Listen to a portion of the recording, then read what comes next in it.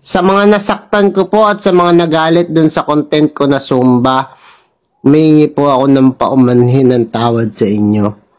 Hindi ko na po ulit sasabihin na kung gusto mong tumaba, mag-Zumba ka. Hindi ko na rin po ulit sasabihin na kapag kasi nag-Zumba ka, nagkakaroon ka ng 3 kaibigan. Yung 3 kaibigan mo ngayon, syempre pagkatapos mag-Zumba, magyayaya yun ng kain. Syempre, nagutom kayo, nag-Zumba kayo eh. Hindi ka makakatanggi. Kasi, syempre, pakikisama mo na rin sa kanila. Tapos, kinabukasan yung isa mong kaibigan magba-birthday, yayayain kang kumain. Tapos, sa susunod na araw ulit, yung isang kaibigan mo naman magba-birthday din.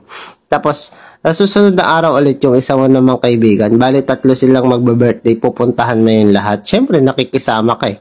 Tapos, yung mga kamag-anak nila magbe-birthday din yun. Tapos yung asawa nila, yung anak nila magbe-birthday din yun. Lahat yun, pupuntahan mong birthday yan.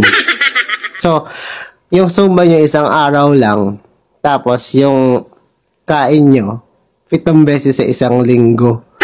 Hindi ko na po uulitin sabihin yun para hindi na po kayo magalit sa akin.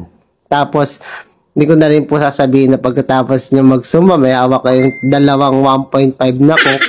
Tapos maghahanap kayo ng pandesal, ganun. Tapos sasabihin nyo, ay tara, punta na lang tayo mang inasal. O di kaya, mag-Jollibee na lang tayo. Ay, may bagong bukas na Anli Sangyup dun sa sa kanto. Punta tayo dun pagkatapos mag-Zumba. Hindi ko na po uulitin sabihin yan. Kasi marami pong nagagalit. Marami pong, sumasama yung love sa akin. Hindi ko na po uulitin yan. Oo.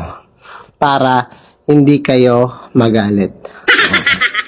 Asensya na po, humingi po ako ng public apology. Tabi dyan, hindi ko kausap ko. Walang away-away, bati-bati tayo! Yan po.